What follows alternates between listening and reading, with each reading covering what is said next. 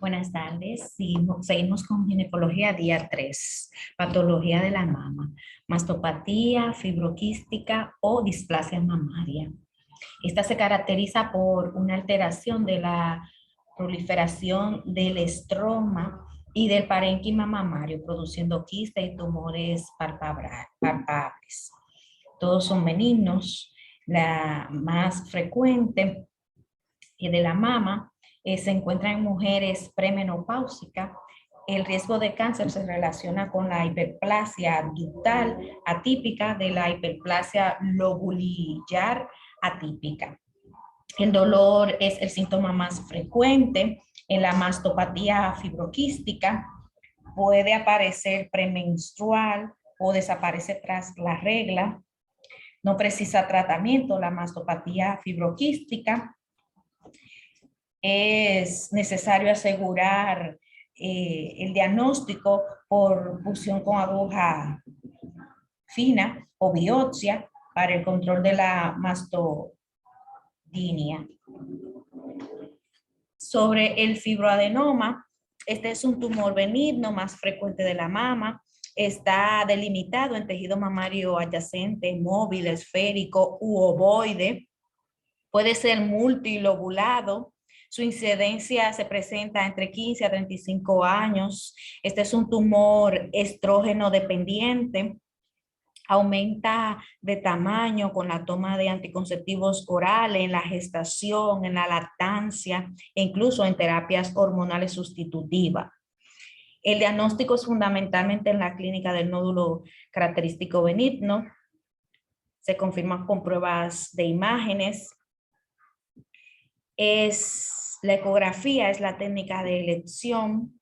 Se recomienda extirpación quirúrgica de los siguientes casos: cuando superan los 2 centímetros, un crecimiento rápido, si la paciente se muestra preocupada por cancerofobia, si produce dolor en mayores de 35 años. El seguimiento se basa por imágenes anual.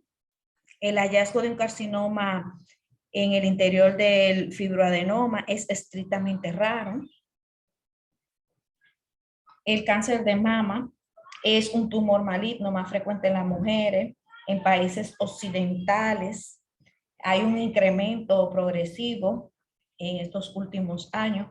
Los factores de riesgo son con antecedentes familiares, los genes BRCA1 y BRCA2 parecen ser los responsables de más de la mitad de estos cánceres de mama hereditario. Su diagnóstico es la exploración clínica, mamografía, ecografía, punción, aspiración con aguja fina, biopsia de aguja gruesa. Biopsia debe ya relacionarse a toda la mujer con sospecha de cáncer de mama. Los tipos histológicos son no invasores: carcinoma intraductal o carcinoma ductal in situ, carcinoma lobulillar in situ. Y los invasores, este cáncer canicular invasor o ductal infiltrante es el más frecuente, representa del 70 al 80% de los casos.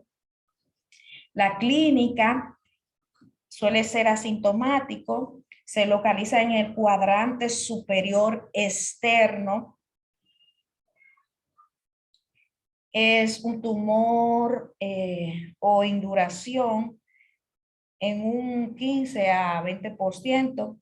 Acuden por alteración en el complejo areola-pezón, un eczema, una secreción o extracción. En etapa más avanzada puede originar retracción, ulceración, edema cutáneo, o sea, piel de naranja. La vía de diseminación se disemina tan fácil que se debe considerar como una enfermedad sistemática. Diseminación linfática. Un grupo más frecuente afectado son los axilares homolaterales. En frecuencia los ganglios de la cadena mamaria interna y en tercer lugar los ganglios supraclaviculares. Metástasis pulmonar son las más frecuentes, un 63%. Sobre el tratamiento quirúrgico, cuando los tumores son menor de 3 centímetros, teniendo en cuenta que siempre se haya una cirugía conservadora asociada a radioterapia. Un tumor de mayor tamaño, se realiza ya mastectomía. El tratamiento quirúrgico debe incluir la axila. Si el tumor es menor de 3 centímetros, se realiza la técnica de ganglio centinela. Si está afectado, se realiza la linfodenectomía. Si no lo está, no será necesaria la linfodenectomía. El tumor grande se realiza siempre, linfodenectomía axilar completa. Sobre la radioterapia, se aplica tras cirugía conservadora siempre y en los tumores de mal pronóstico. Quimioterapia en pacientes con ganglios axilares positivos, en mujeres con axila negativa con factor de mal pronóstico. La hormoterapia solo en pacientes con receptores estrogénicos positivos. Los más empleados son los antiestrógenos y los inhibidores de la aromatasa. El paciente que ya sobreexpresan el oncogen ER2-neu, se le añade el tratamiento de anticuerpos monoclonal llamado trastuzumab. Sobre la menopausia y el climaterio, esta es una etapa de la vida de la mujer, dura años, durante el cual ocurre en los pasos de la edad fértil a la no fértil. Un solo día, el día de la última regla, aunque se hace el diagnóstico definitivo de la menopausia, preciso que haya pasado ya un año de amenorrea desde la última regla. Se produce por término medio a los 50 años, está relacionada con la dotación de folículos de ovario. Existen términos que se utilizan con frecuencia y se deben diferenciar: perimenopausia, menopausia, posmenopausia, fallo ovárico precoz. Sobre la clínica, se produce un agotamiento de los folículos primordiales. Como consecuencia, el suceso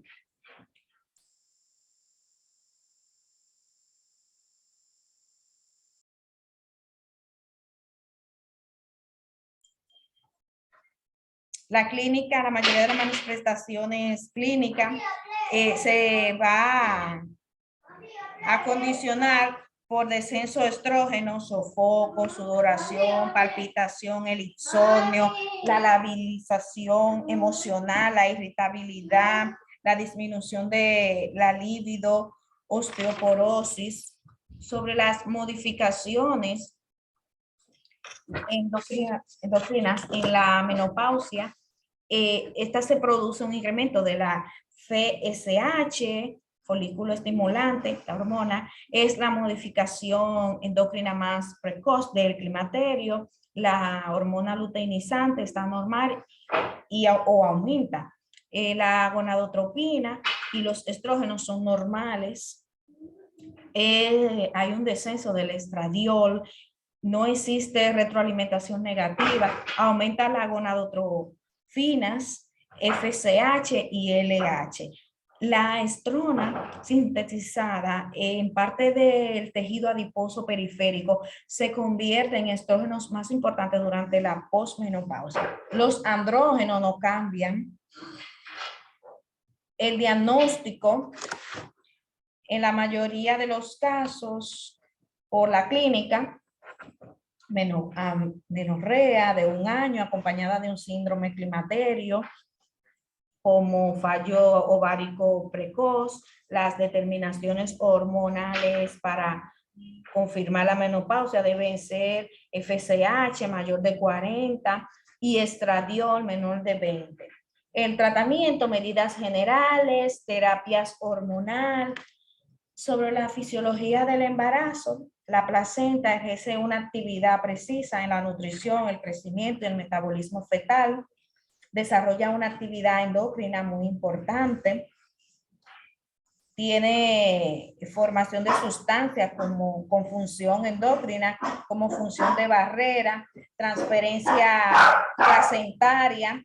La llegada de nutrientes maternos al feto puede producirse gracias a diversos mecanismos. Los mecanismos fundamentales son la difusión simple, sin gasto energético, la difusión facilitada, glucosa sin gasto energético, el transporte activo de hierro, aminoácidos y vitaminas, el gasto energético por luchar contra la gradiente de concentración y la pinocitosis por la molécula de gran tamaño, como son lipoproteína, fosfolípido, anticuerpo, virus.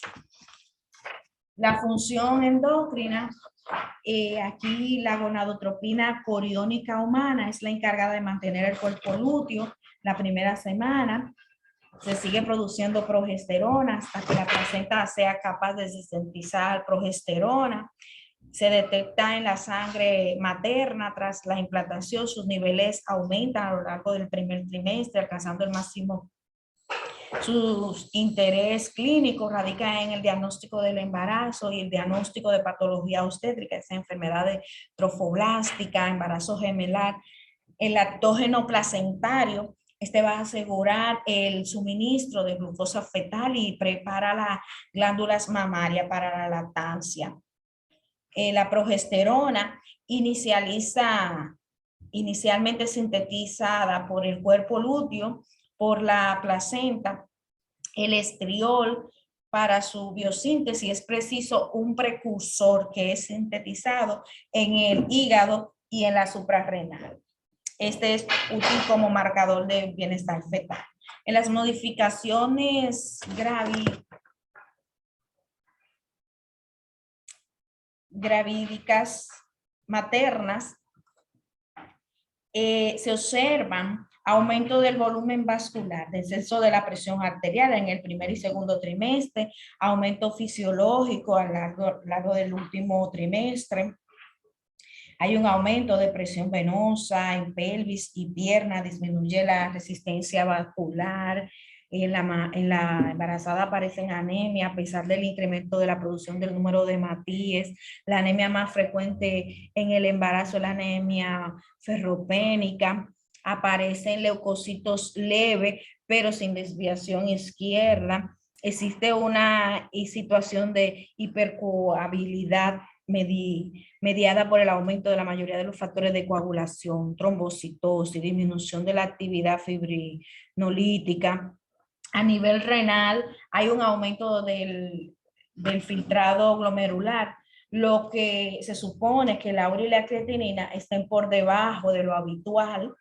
También se produce una relación de músculo liso, con lo que aparece una dilatación del sistema excretor junto con el retraso de la eliminación urinaria e incontinencia de orina. A nivel digestivo, va a haber una disminución de la contractibilidad del músculo liso, la aparición de estreñimiento, pirosis, el reflujo gastrointestinal, la hipotonía vesicular.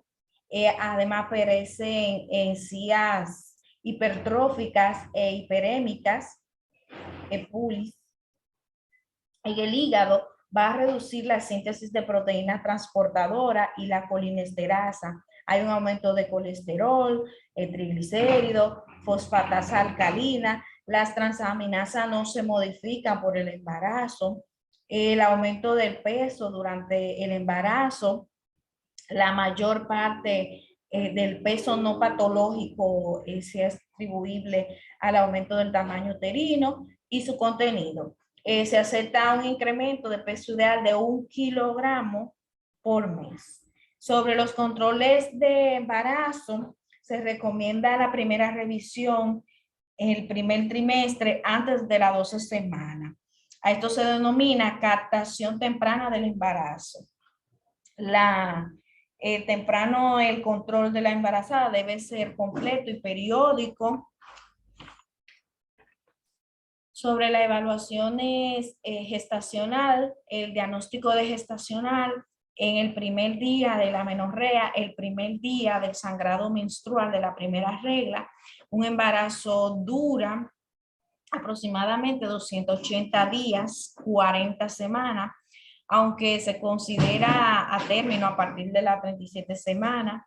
Para calcular la fecha probable de parto a la fecha de la última regla, se suman 3 días y se restan 3 meses del año del calendario. Los dos métodos de diagnóstico son detención de la HCG, ecografía transvaginal. De todos modos, en caso de no diagnosticarse de manera precoz, la percepción de partes fetales sería el signo seguro de embarazo. La ecografía obstétrica, estos controles rutinarios constituyen el método diagnóstico de elección durante el embarazo. En la gestación normales se recomienda hacer 3 exploraciones, la 8 semanas y 12, a la 8 y 20 semanas, y la tercera de la 34 a 36 semanas. Sobre la ecografía del primer trimestre, es para confirmación de que se trata la gestación intrauterino, determinación de la edad gestacional con la máxima precisión, vitalidad del embrión, detección de gestaciones múltiples y de gestación molar, valoración de la morfología del útero y de los anejos, detección de los marcadores de cromosomopatía. En la ecografía del segundo trimestre de 18 a 20 semanas, aquí vamos a diagnóstico morfológico para confirmación de viabilidad fetal, biometría fetal, anatomía fetal y diagnóstico de malformaciones anejo-ovulares. Ya en la ecografía del tercer trimestre, 32 a 36 semanas, valora fundamentalmente las alteraciones de crecimiento, parámetros de longitud femoral, se identifican aquellos fetos pequeños por edad gestacional, se define ya el peso fetal inferior al CERPIN 10. Este se va a clasificar en PEG constitucional del 80 al 85%. Aquí no hay alteraciones estructurales, el líquido amniótico es normal, el doble de las arterias umbilicales, al igual que la velocidad del crecimiento, el anormal es de 5 a 10%. Aquí se van a presentar anomalías genéticas, estructurales o secundarias a infección correspondiente a lo tradicionalmente llamado CIR tipo 1 o simétrico. Y el crecimiento intrauterino restringido de 10 a 15. Estos son aquellos que presentan una función placentaria alterada, identificada por el Doppler, anormal o de la arteria umbilical o por la reducción de la velocidad del crecimiento. Estos factores de riesgo del CIR, el crecimiento intrauterino residuo, es el tabaco, el consumo de droga, la historia previa del feto, el índice de masa corporal inferior a 19, las malformaciones uterina, los miomas, edad materna avanzada, la enfermedad materna o trastorno de la hipertensión. Sobre los métodos de diagnóstico prenatal de cromosopatías, el cribado, este se realiza a todas las gestantes para seleccionar a aquellas que tienen mayor riesgo de alteración cromosómicas como marcadores bioquímicos del primer trimestre. Este es el método de cribado de elección cuando la gestante consulta a las 12 semanas. La hormona HCG libre está elevada, especial en cromosomopatías, especialmente en el síndrome de Down.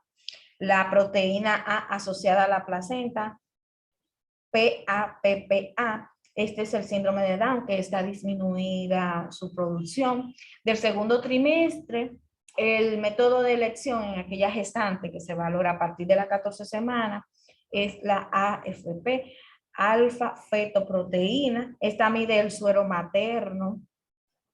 De ahí pasa el líquido amniótico máximo a las 14 semanas, el plasma materno máximo en las 32 semanas. Los niveles disminuidos se asocian a un riesgo incrementado del síndrome de Down fetal. El feto con síndrome de Down se produce adecuadamente, no produce adecuadamente la alfa-fetoproteína. Los niveles elevados en el suelo materno y el líquido amniótico indican que el tejido fetal está lesionado. La glucoproteína beta 1 específica del gestante está elevada en sangre materna en caso de síndrome de Down, aunque se desconoce el motivo. Los marcadores ecográficos del primer trimestre, translucencia nucal, esta es una acumulación del líquido linfático en la nuca. Si mide más de 3 milímetros, el marcador cromosómico fundamentalmente del síndrome de Down. También se ha observado aumentado en las cardiopatías fetales.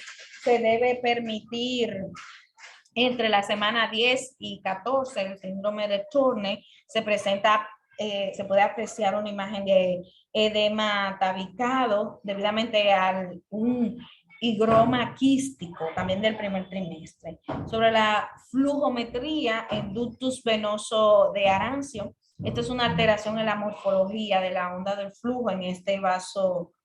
Hay una inversión de la onda A. Es sugestiva a cromosopatía fetal, la ausencia del hueso nasal, que parece que lo afecta con síndrome de Down, y hay un retraso de la osificación. Ya en el segundo trimestre, la biometría fetal, estigmas y malformaciones, el síndrome nervioso, el sistema nervioso central, los quistes de los plexos coroideos, el cráneo en forma de fresa, aunque la cisterna magna, ventriculomegalia, ausencia del cuerpo calloso, faciales, hendidura palatina, macroglosia, torácicas, hernias diafragmáticas, malformaciones cardíacas, digestiva, atresia duodenal o esofágica, ascitis, quiste abdominal, nefrourologías, dilataciones pielocalicial bilateral, riñón poliquístico, hidronefrosis, pared abdominal, onfalocele. En caso de detectar una ectasia pielo-uretral unilateral, se debe descartar el trastorno obstructivo y no una cromosomopatía. Entonces mantiene la gestación a término y al nacimiento. Se hace el estudio de diagnóstico diferencial, ecografía abdominal, urografía intravenosa, uretrocistografía miccional. También hay alteraciones de los anejos ovulares, está a nivel de las placenta, quiste, placenta hidrópica, cordón umbilical, arteria umbilical única y alteración del volumen del líquido amniótico. Los métodos de diagnóstico invasivo, talaniocentesis, este es el más usado, extrae líquido amniótico mediante la punción transabdominal. La principal indicación es el screening del primer trimestre alterado, aunque también puede estar indicada cuando la edad materna es superior a 35 años. El riesgo de aborto es del 1%. Existen también una amniocentesis tardía que se realiza a partir de las 32 semanas. Se utiliza para medir la madurez pulmonar fetal.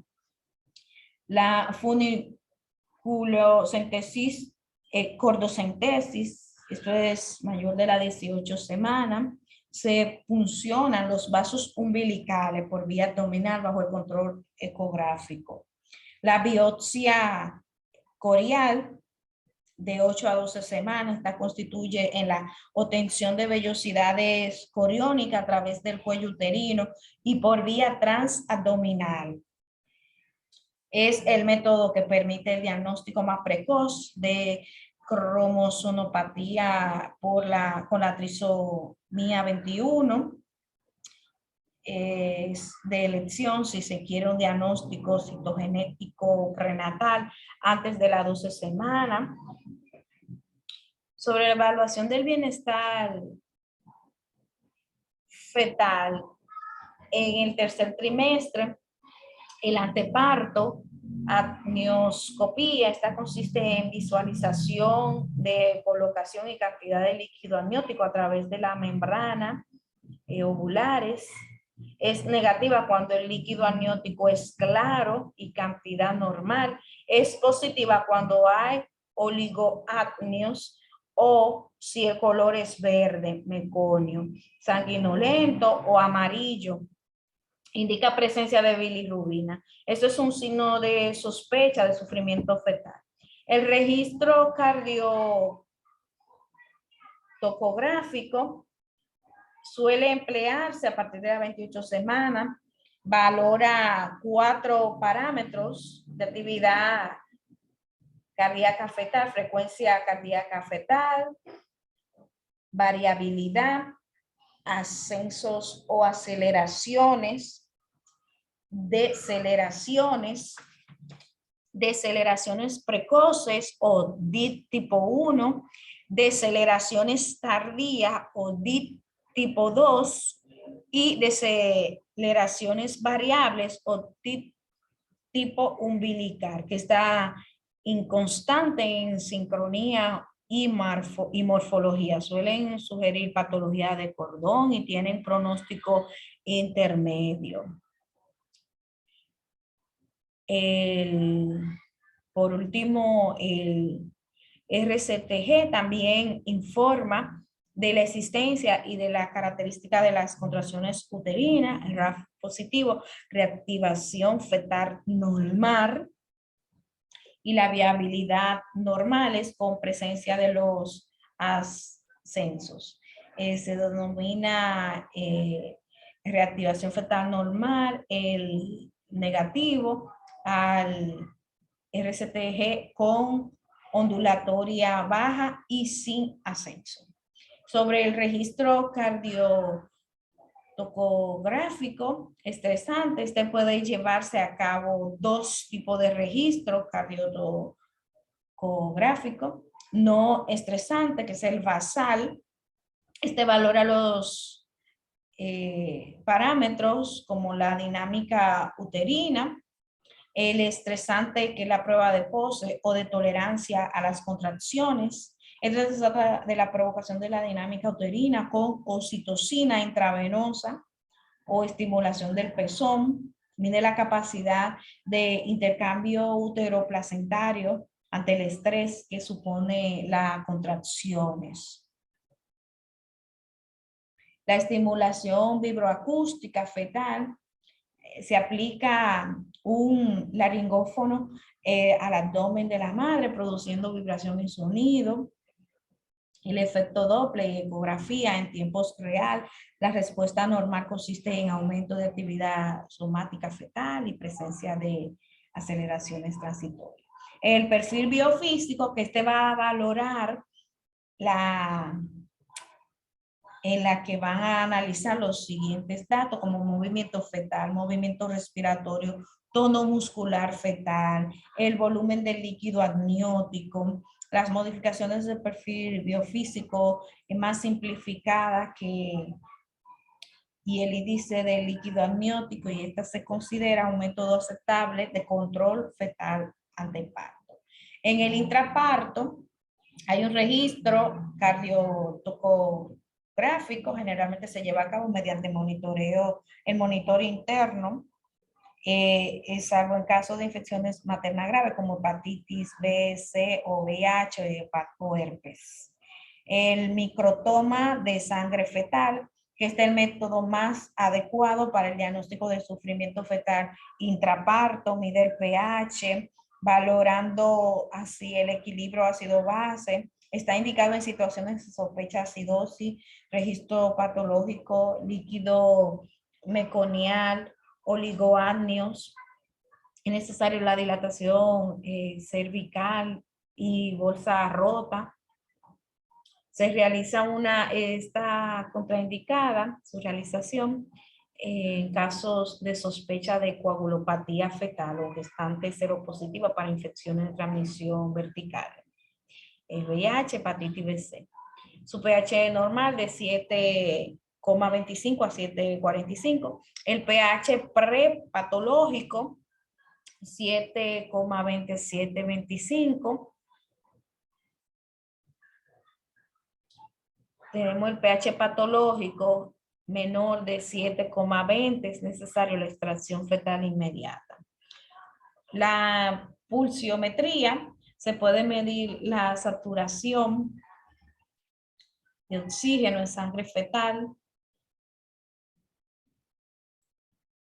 La saturación de oxígeno es mucho más baja que en el adulto. Los valores normales oscilan entre 30 y 60%. Los valores entre 10 a 30 se correlacionan con acidosis fetal y estarán indicadas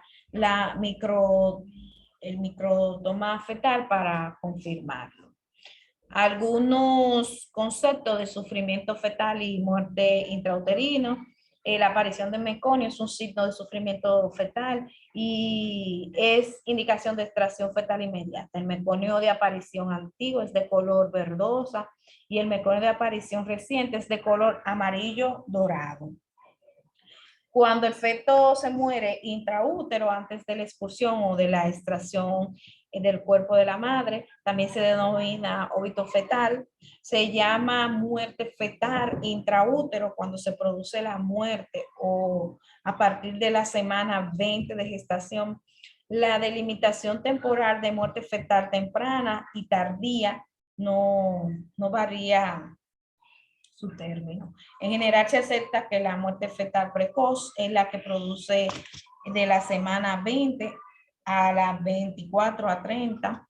Esta se considera muerte fetal tardía. Las hemorragias del primer trimestre, el aborto, es la terminación de la gestación antes de la 20 semana, más del 80% de los casos ocurren antes de las 12 semanas, llamándose entonces aborto precoz. Se denomina aborto tardío si sucede entre la semana 12 y 20. Las causas,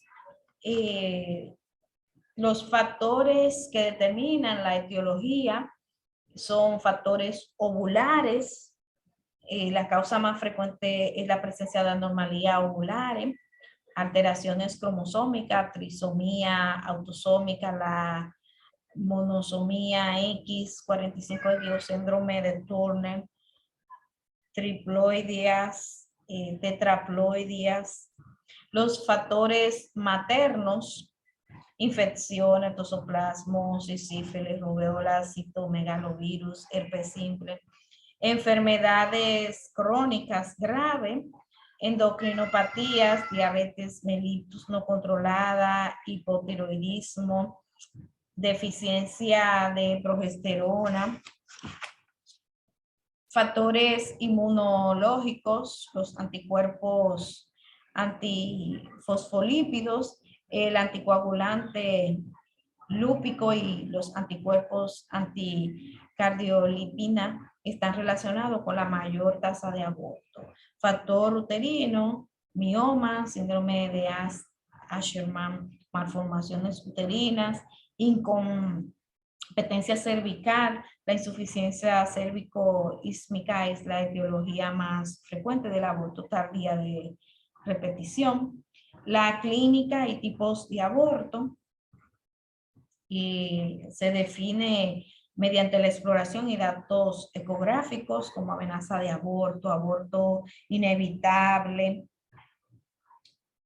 inminentemente en curso, hemorragia vaginal, abierto con consecuencia de dinámica uterina, aborto consumado completo, ya se ha producido la expulsión total de los restos, aborto consumado incompleto, la extracción uterina, han terminado, hay expulsión de partes ovulares, pero el útero no está vacío. Aborto diferido, Se ha producido la retención de una gestación no evolutiva en el útero durante varias semanas. Existe riesgo de coagulopatía, como la coagulación intravascular diseminada, por lo que se debe determinar los productos de degradación. Aborto recurrente o habitual. Este ocurre 3 o más abortos espontáneos consecutivos y 5 alternos. Se deben estudiar alteraciones cervicuterinas, enfermedades metabólicas y cariotipos de los progenitores. El tratamiento, amenaza de aborto, ningún tratamiento ha mostrado verdadera eficacia. Se suelen recomendar reposo relativo y abstinencia sexual. No se ha demostrado que los gestágenos ni los uteroinhibidores tengan ninguna utilidad. El aborto se puede optar por un tratamiento quirúrgico o por una evacuación farmacológica. El tratamiento quirúrgico consiste en la realización del legrado bajo, anestesia general. Es el procedimiento más sencillo de evacuación uterina. Para evacuación farmacológica se utiliza misoprostol administrado por vía vaginal. Está indicado en abortos después de la semana 12 por los riesgos que presenta el legrado en esta semana de gestación. Está contraindicado en pacientes con glaucoma y asma. Otra alternativa es el empleo de oxítoxicos solos o asociados a prostaglandina. No se debe olvidar que la administración de inmunoglobulina anti-D en caso de las mujeres sea RH negativa. Hay complicaciones, coagulación intravascular diseminada con fracaso renal, aborto séptico. La demostración de Clostridium está indicada, es indicación de histerectomía. El síndrome de Asherman, sinequias uterina post-legrado, perforación uterina durante el legrado. Si hay estabilidad hemodinámica, se puede intentar un tratamiento conservador, pero si aparecen signos de gravedad o inestabilidad hemodinámica, se practica cirugía. La técnica AMEU en abortos incompletos, esta consiste en la aspiración manual a través de la cánula de contenido endouterino. Aspiración manual endouterina tiene una alta eficacia en la baja probabilidad de complicaciones. Sobre la enfermedades trofoblásticas, el embarazo molar, el término de enfermedades trofoblásticas engloba una serie de patologías en las que hay proliferación anormal relacionada con la gestación. Se ha visto cómo el trofoblasto invade el endometrio en busca de oxígeno cuando la vellosidad trofoblástica encuentra una zona rica en oxígeno, detiene su crecimiento. La enfermedad trofoblástica gestacional ocurre de 1 a 1500 embarazos. La clasificación, existen 2 entidades muy diferentes. Mola completa, que es la forma más frecuente de presentación, se caracteriza por la ausencia de tejido embrionario y de amnios y de la generación de tejido trofoblástico. Este se origina como consecuencia de la fecundación de un óvulo con material genético ausente o inactivo. Por eso se hace la carga genética, que es de origen paterno. La mola parcial, existe tejido embrionario y o amniosis, además del tejido trofoblástico con degeneración hidrópica. Existe material genético materno y cariotipo, es triploide como consecuencia de la fecundación del óvulo por 2 espermatozoides. El riesgo es menor de 4 a 8. El diagnóstico se basa en la clínica, en la exploración, en la ecografía, determinación de HCG. La producción de HCG es mucho mayor que en la gestación normal debido a al desarrollo trofoblástico excesivo, incluso llegando a 1 millón de unidades, siendo de gran utilidad, tanto el diagnóstico como el seguimiento de la enfermedad trofoblástica. La clínica metrorragias, náuseas, vómito, hiperemesis gravídica, preeclampsias, ocurre en un 25% de los pacientes con mola, es una de las causas circunstancias en la que esta complicación tiene lugar antes de la semana 20. Hipertiroidismo se explica por la similitud de la HCG con la TSH. En la exploración, útero de tamaño mayor, amenorrea, tumoración ovárica. En la ecografía, esta es la técnica diagnóstica de elección, se observa cavidad ocupada por multitud de ecos de baja amplitud, que corresponde al tejido trofoblástico proliferado. Es la imagen de copos de nieve. El tratamiento consta de dos partes, la evacuación de la mola y el seguimiento posterior de la enfermedad. El tratamiento evacuador de elección es el grado por aspiración. Enfermedades trofoblásticas persistentes y metastásicas. Esta se caracteriza por la retención de tejido molar y la elevación continuada de los niveles de la HCG. Pasado 8 semanas desde la evacuación se encuentra una persistencia de signos y síntomas.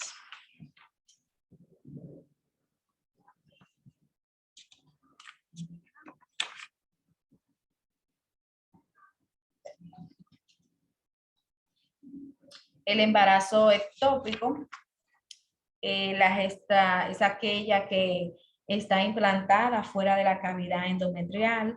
Se cuantifica entre 1 al 2% el incremento de los últimos años. La etiología se denomina, el denominador común es el retraso del transporte del óvulo. Se implanta allí donde se encuentra de 6 a 7 días post fecundado.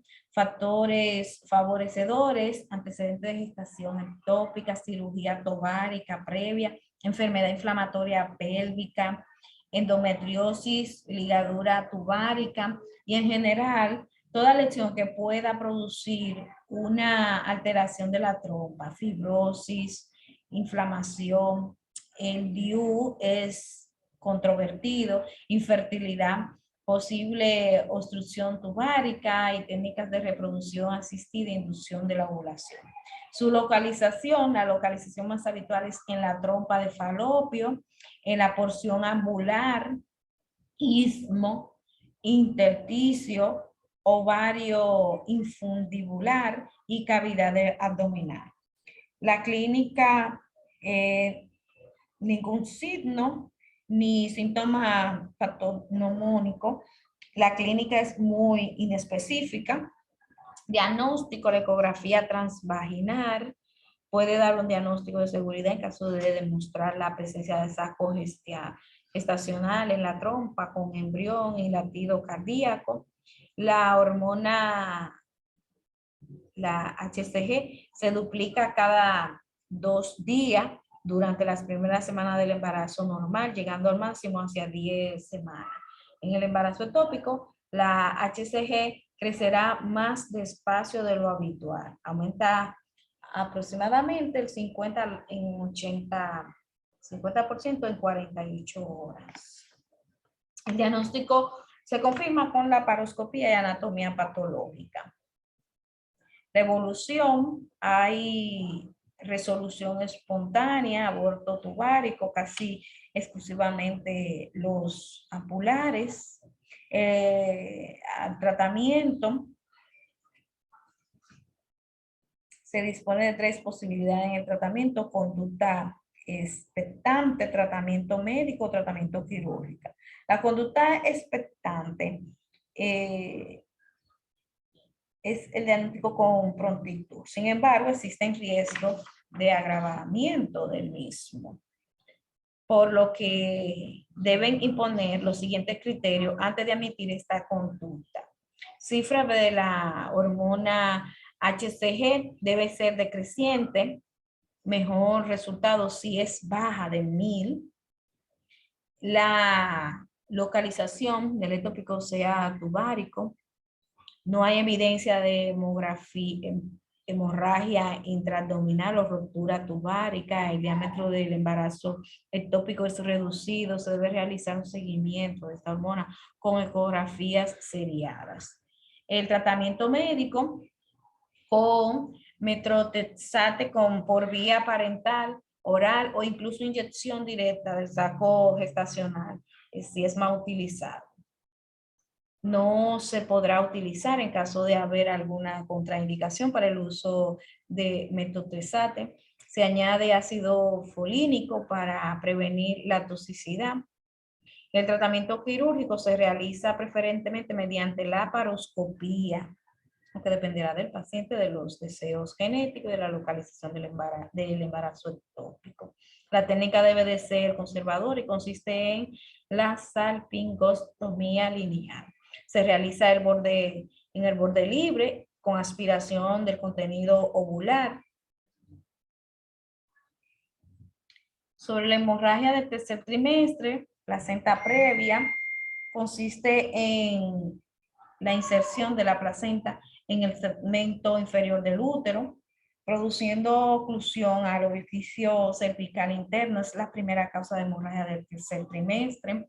Según la relación de la placenta en el orificio cervical interno, se clasifica en oclusiva total tipo 1, oclusiva parcial tipo 2, marginal tipo 3, la placenta llega al borde, pero no lo sobrepasa. Lateral o de inserción baja, tipo 4, que esta placenta llega a las inmediaciones óptimas.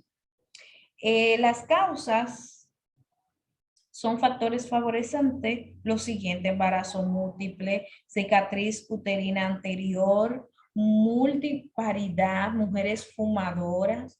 La clínica y el diagnóstico se suele presentar como una hemorragia roja, abundante, discontinua, recidivante e indolora.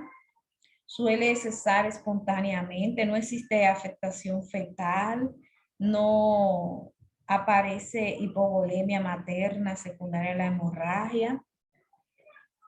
La ecografía transabdominal y transvaginal es el método diagnóstico de elección. La actuación, la placenta previa-oclusiva, es indicación de cesárea cuando haya maduración pulmonar fetal. La placenta previa marginal, que no sangra, la actitud a seguir más recomendable es dejar evolucionar el parto espontáneo. En caso de efecto pretérmino, la actitud será expectante. Se ingresará a la paciente pautándole corticoides para la maduración pulmonar fetal. En caso de placenta previa-oclusiva parcial, que afecta a menos de un 10%, la paciente esté en parto, se provocará amiorexis con el fin de que el descenso de la presentación se cohíba la hemorragia. Puede intentar un parto vaginal. Si se detecta muerte fetal, debe intentarse un parto vaginal, salvo en los casos de oclusión total. Como complicaciones, es frecuente la hemorragia posparto por ser difícil la anastasia cemento inferior. El desprendimiento prematuro de placenta, esta es la segunda causa de hemorragia del tercer trimestre. El desprendimiento puede ser total, parcial o solo ser afectado del borde placentario. Suele ocurrir el tercer trimestre, aunque puede verse desde la semana 20. También es conocido con el nombre de adrutio placental. Las causas poco conocidas, pero influyen la multiparidad, la enfermedad vascular, traumatismo, nutricional, déficit de ácido fólico, tóxicos, tipos y clínica, abruptios incipiente, abruptios avanzado, se desprende entre 1/4 y 2/3 de la inserción de la placenta, cosa con dolor uterino continuo, de aparición brusca o gradual, que va seguido de sangrado genital. Puede o no haber signos de shock. El útero presenta hipertonía, es claramente doloroso en la palpación a causa de la contracción uterina mantenida. Los tonos cardíacos fetales pueden auscultarse con dificultad. Abruptus masivo, la separación es superior a 2/3 y la inserción placentaria. El comienzo suele ser brusco, apareciendo dolor muy intenso y continuo. Se asocia a causa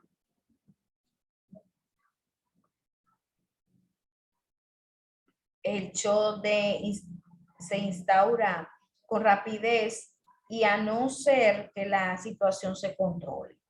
Son muy frecuentes las complicaciones como oliguria. El diagnóstico se realiza por la clínica mediante ecografías, complicaciones, coagulación intravascular diseminada. La rótula de basa previa, esta es la causa menos frecuente de hemorragia del tercer trimestre. Se trata de la inserción del cordón en la bolsa amniótica en vez de la placenta, fenómeno denominado inserción velamentosa, de manera que los vasos umbilicales cruzan por delante de la presencia de forma anómala para después introducirse en la placenta. En el momento de la amenorexis, ya sea espontánea o artificial, y coincidiendo con la expulsión del líquido amniótico, se produce la rotura de los vasos umbilicales previos con hemorragia clara y sufrimiento fetal. La sospecha de diagnóstica mediante la aparición de pulso de la bolsa amniótica. La rótula uterina, esta es la causa más frecuente de la rotura uterina, es la de dehiscencia, de una cicatriz de cesárea previa, aunque es posible una cicatriz uterina de cualquier otra cirugía uterina, que sea miomettomía, corrección de malformaciones. Esto se presenta de forma brusca durante el embarazo, con la aparición de hemorragias vaginales escasas, la afectación grave del estado general asociado a dolor intenso, cese de la dinámica uterina y tendencia de atonía uterina. Es posible la palpación de partes fetales a través de la pared abdominal. Esta complicación requiere de la realización de cesáreas urgentes, siendo posible en ocasiones reparar la ruptura. En caso contrario, se practicará histerectomía. Gracias. Es cual.